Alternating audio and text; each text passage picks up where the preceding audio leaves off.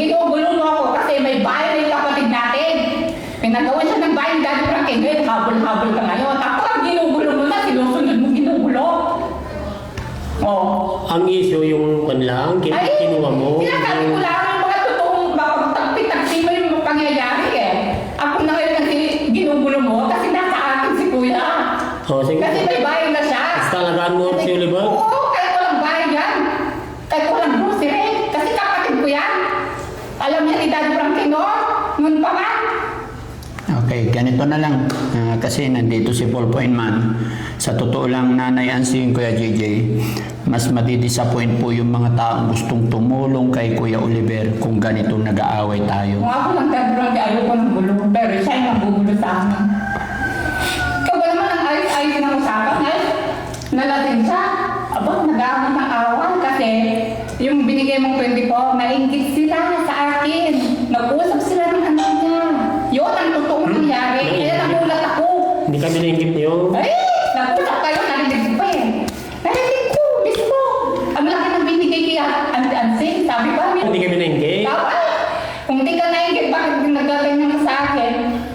Hindi, ano kasi, hindi ko alam kung sino yung nainggit, ano, pero pag magkakapatid kasi dapat hindi nag-iinggit. Yun naman ang sinasabi ko, ballpen Kasi ito, pag sinabi kasi ng sponsor na para kay Ansing, hindi mo na dapat kainggitan yun kasi pag sinabi kay JJ, hindi mo na dapat kainggitan kasi decision nila yun eh. Opo. Kaya hindi naman ako nainggit. Iba yung call. Kaya nga ultimo pati message pare binabasa ko para may ebidensya ako kung ano yung sinabi ng sponsor. Yung binigay mong 24, kinaingitan pa niya yun.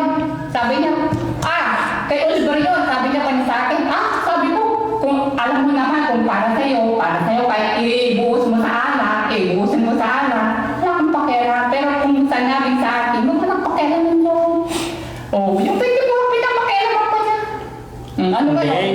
Diba? Sabi ko, maliwanag, magkagumastos kayo, yung pirang yun, tapos makitikman Oliver, yun lang. Isa na yung kusina namin, kung ano ulam namin, ulam din niya. Ano ka ba mo doon? Huwag mo nang ibibigay yung ipagsabi kay lakay mo. Kasi yung lakay niya, porque nagbubulang naman, nagsusugal. Huwag lang yung dati. Binibigay niya, sinusugal niya. Hindi. Disiplinado ako dati ng kaya. Nagsusugal. Nagbubulang. Isang beses lang yun. Ano yung bulang? Sabong, palagi yan. Hindi. Kaya yung wala silang, Isang beses palagi silang nag-aaway, walang binanser. Isang beses lang yun dati Frankie. Pinagsasabong niya, yung asawa niya yung tira nila. Isang beses lang. Ayun, yung 24,000 na binigay, pinansabong? Hindi. Pinagsabihan ko lang meron, pinagsabihan ko. Huwag mo nang pagsabi yung asawa mo na may ganyang kapira. Kung gano'n pala, na may, ano ba, bigyan ka ng sponsor na dito ka lang ng pera, tapos nagsusugal pa rin asawa. Hindi. Nasa akin na Nakakita mo na, ikaw dapat yung maghawa. Oo. Nakakala ko sa kanya. Kasi hindi naman niya dati Frankie. Isang beses lang nagsugal siya. Ngayon, sabi ko, lumayas ka dito. Hindi lang sulatin mga dami niya. Okay, nagbago siya. Palagi siyang nagsasabong. Hindi. Isang beses. Kung hindi sabong, sakla yung para-para. Ang sugal kasi, Dinagdagan mo na lang ang salita. ang sugal kasi Yung sakla, mabilis maubos pera dyan sa sakla. Hila-hila na yung motor niya hanggang doon sa hindi marinig ng motor. Saka na lang bandarin yung Ay, motor, malayo na. pinapagalitan ko yung dati Frankie. Ayaw ko na. Bakit hila niya yung motor niya? Naisanla niya? Marinig kasi dito na. Malalaman kung Napagalitan ko yung lakas. dati Frankie. Hindi ako konsentidor. Kasi kung gumagawa siya hanggang pinapalayas ko. Parang Dati siyang manog dyan, pag nabaw. Pinagsasabong niya. pinapagalito ko yung pinapatapon ko na. Ako ko yung pinapabinto ko. Anong sabong yung online o sa sabungan talaga? Sabungan Isang talaga, beses lang yun dati boss. Frankie. Huwag kong dagdagan yung kwan mo. Palagi siyang nagsasabong na pero hindi niya lang alam. Kasi pag ganyan na yan, talagang madidisappoint yung mga sponsor natin. Isang beses lang yun dati. Hindi ko naman kinukonsente yung asawa ko dati Frankie. Isang beses lang. Tsaka ganito yun, no, Kuya JJ, Nanay Ansing. Sabi ko nga po, nandito ako, dito kami para tulungan si Kuya Oliver. At ngayong okay na siya, sana magkaisa kayo. Yun lang naman ang gusto ko dati Frankie. Yung kahit walang bahay yan dati. Nandun na sa poder ko kasi ayaw niyang kunin. Kasi wala siyang bahay. O ngayon kinuha ko. Kung ngayon nagkabahay na, nag-inom tips. Hindi mo naman kinuha eh. Bahay niya naman talaga niyan sana eh. Oh. Deliver na kung dati. Hindi ko Kung hindi naman. pinatayo ni dati parang yung bahay, yan ang bahay niya, sana. Hindi ko naman kinuha yung bahay na yun eh. Oh. Di ba?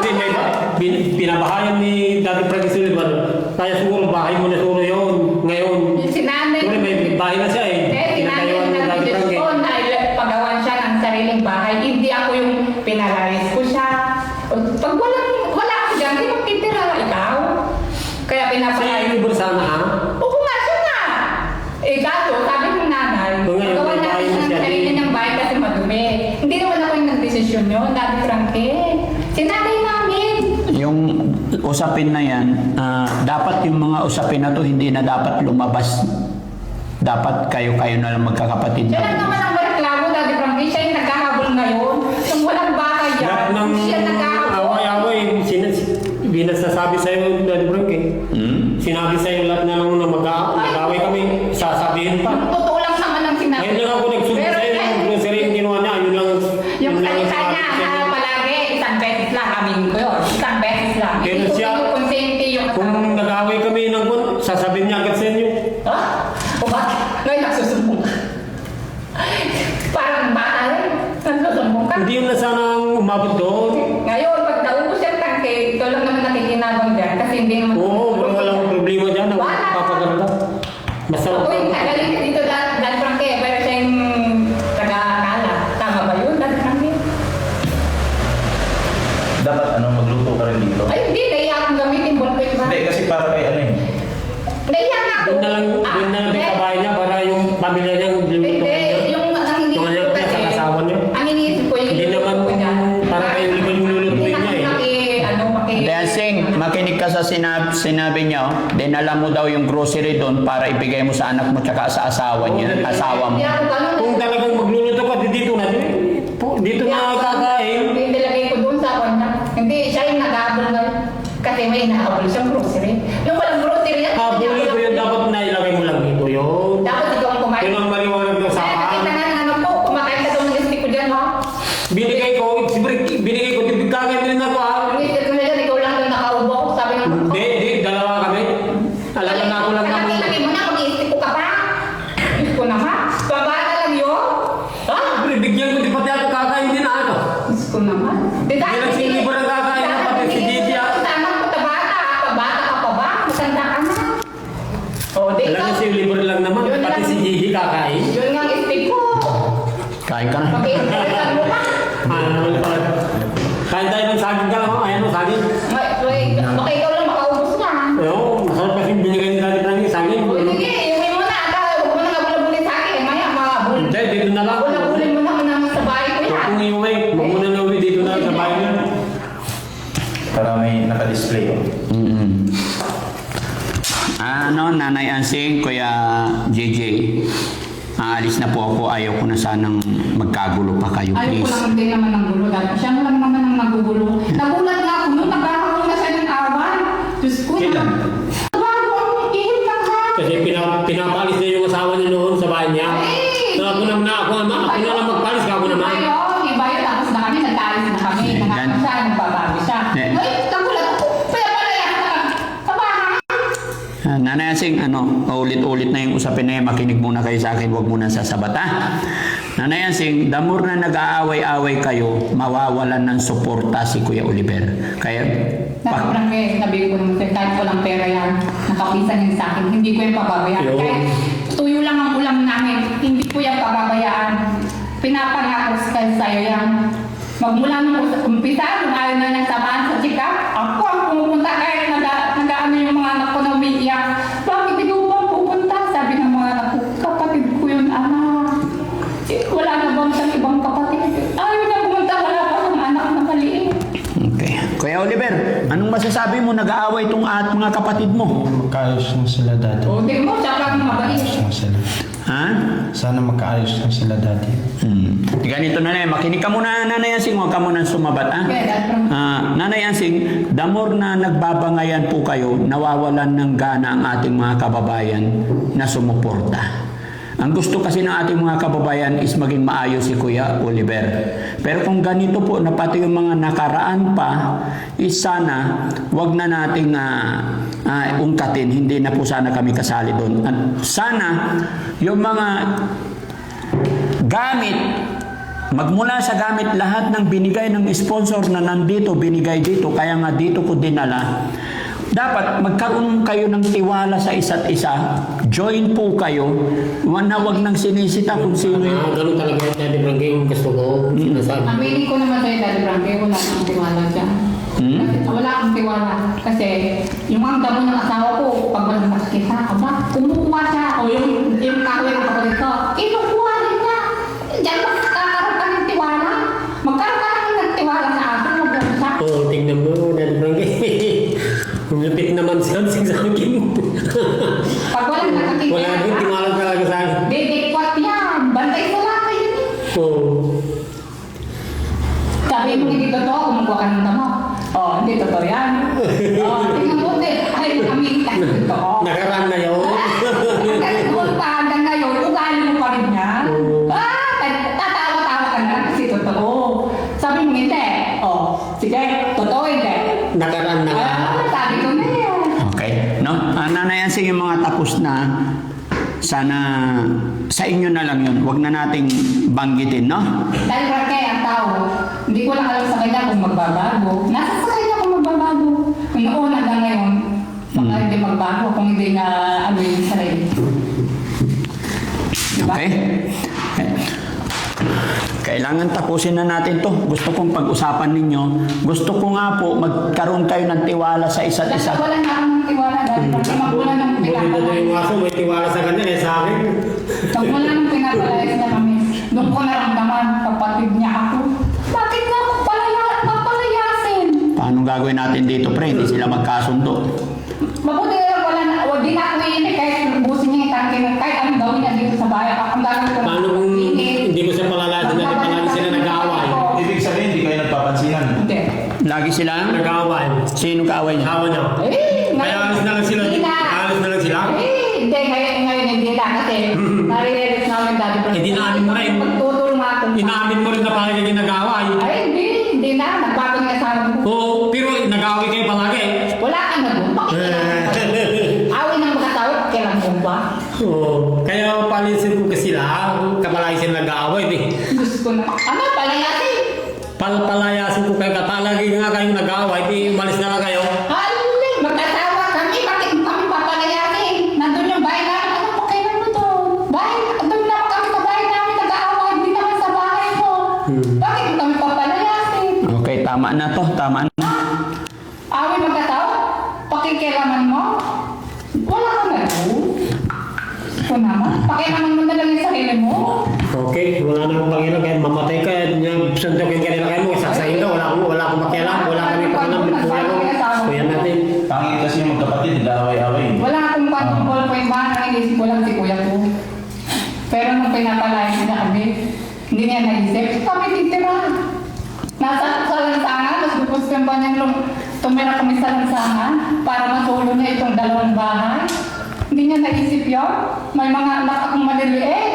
Titira kami sa lansangan. Ano naman, bakit mo pinapalala? Lagi sila nag-aaway sa... Kahit mag-aaway kami sa bahay. Eh, kasi may mga bata, may ano. Awin namin mag-asawa yun. Ba't kailangan mo makialam? Oo, kailangan mo makialam. Mag-asawa kami. Kami rin ang mag-aayos. Wala ka na doon. Araw-araw sila dyan nag-aaway. Gabi. Sobra ka naman. Hindi nagdagan mo naman na yung salita. Ano ba pinag-aawayan nila? Ba't araw-araw? Hindi naman araw-araw na. Nagsasabong na Daddy Frankie. Dahil sa sugal. Sobra niya lang dati Francis. Tapos dumating bago niya yung asawa niya alas 6. Bubugbugin. Kahapon. Di ka binugbog? Kahapon lang yun. Binugbog. Isang beses lang niya ako sinaktan. Hindi na. Oo. Grabe ka naman. Hindi nagdagan mo na yung salita mo. Sabi ko naman, nag-away kami. Nasaktan niya ako. Ba't tama ba yung kaya naman pala? Away naman Pero hindi pwede yun, malaki siya ng babae. Namin naman yung Muntik niya namatay. Kung namatay lang ito, bago dahil... wala ka na doon. Pag away na yung magkasama. Ba't muntik siyang mamatay? Dede? Bakit? Pag namatay ako dati Francis, siya na yung makinabang. Hindi. Pag na yung makinabang. Patayin ko rin yung asawa niya. Ay! Lasing. Tapos na yun, lalasing siya nun.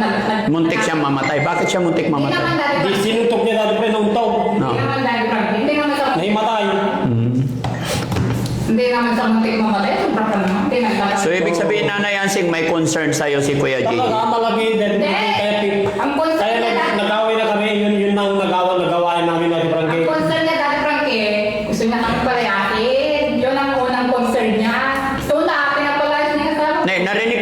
sinabi niya mahal ka niya Hindi. Bakit hindi? Hindi ako naniwala. Ngayon na ata, nag-ayos na sila yung asawa niya siguro. Ngayon, pagpansamantala lang yan, napag-ayos sila. Pansamantala lang. Habang may binibigay kayo dati Frankie, kung wala na, mag-aaway na naman sila dyan. Naghahanap buhay naman yung asawa ko, Daddy Frankie. Saka hindi ako consider. Naghahanap po, nagbubuhos. Sa sabong nga, naghahanap po. Lagi, tinobra mo naman yung isang beses lang naman. Ay, hindi lang palagi. Hindi mo lang nakikita ako nakikita ko. Paano mo malalaman na isang beses nandito ka lang siya lumalabas? Oh, Hindi. walang alam yan. Pag lumalabas ng puso ko yung asawa na, walang alam. Pinamonodel ko naman. Kaya malalaman at malalaman ko. Pag nagtinda siya, Nagtinda nga, nakautang pa. Walang intriga, nakautang pa. Kasi sinabong yung puhunan. isang beses lang yun. Daddy Frankie, aminin ko isang beses. Yung alam mo lang, isang beses lang ang pagkalak Okay. ko. Siguro baka nagbago naman na. Kasi yumayaman na si Nanay Yansing. Tingnan mo, nakariban na Oo, ngayon na dati may... Kasi, Nandyan na kayo. Kasi na-realize na. Mayaman na. Wala ibang Mayaman na. tutulungan, kundi kami din mag-asawa. Oo. Kasi yung kapatid na ko na yan, papalayasin kami. Kaya na-realize din namin, walang ibang magtutulungan kundi kami. Yes, huwag kayong mag-away mag-asawa, ha? Okay? Ngayon lang yan. Ngayon lang yan. Hindi, nagkaroon Hanggang dito pa lang kayo, hindi pa sila nag-awa. Pero pag kayo wala na, wala nang finance. Wala nang finance. Palagi na naman nawayan. Kami. At kung problema ka, na mag-away kami. Kung humingi ba ako piso, kaya. Okay, ganito na lang yan. Itigil na natin yan. No, please. No, Nanay Yansing, ulitin ko ulit. Sana hindi na kayo mag-away at sana hindi na, huwag na natin isali yung mga ganun. Kumbaga, intindihin natin si Kuya JJ. Sana magkaroon kayo ng tiwala sa isa't isa. Wala na akong tiwala dito pag Nanay Yansing, makinig ka na lang muna. Sige. Nanay Yansing, magkaroon kayo ng tiwala sa isa't isa para hindi naapektuhan si Kuya Oliver. No? Siya napiktuhan si Ulil. Oo. Gusto ko kung ano yung nakita kong gamit dito.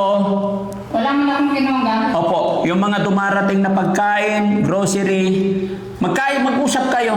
Dito lang. Yun. Kaya ang nangyay. Matagal pa kasi itong mga pakuryente yan dahil sabi, kaya sinipit ko yung mga pagkain. Baka September pa dumating yung ano niya. Kahapon pumunta ang sarili ko. Kulang daw yung mga materyales na galing China. Alam mo naman, may hiduan yung China sa Pilipinas. Kaya tinokontrol nila yung mga materyales sa pagdaan ng kuryente.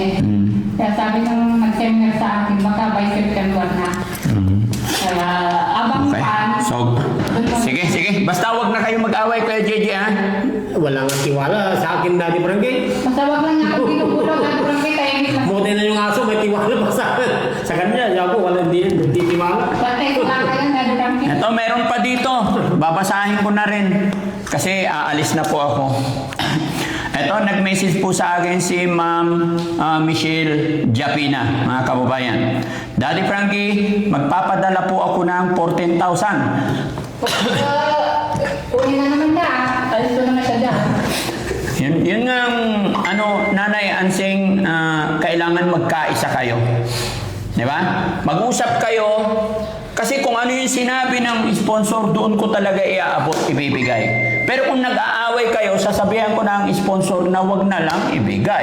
Pero nakakahiya naman. Hindi, ang ganito na lang, Daddy Frankie. Kung may bibigyan ng pera, itatago ko yan sa bangko. Oo. Para safety.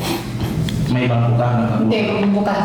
Bubukas kang bangko. Kung wala nang tiwala sa akin. Bubuksan ko na lang pa. May Kasi ID naman. bako Ikaw lang ang walang tiwala sa akin. yung sugal kasi, hindi pwedeng matili na lang isang tuloy-tuloy talaga yun. Hindi, nagbago niya sa akin. Ito, basahin ko muna tong message ni Ma'am Michelle Japina, Daddy Frankie, magpapadala po ako ng 14,000.